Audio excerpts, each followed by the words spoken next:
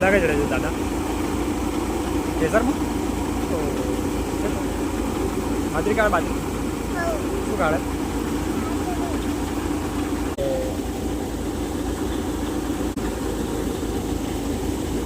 હાજરી કાઢ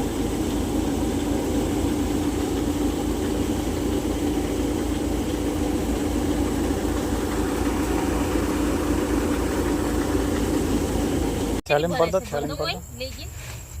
નથી કાઢી આજે જ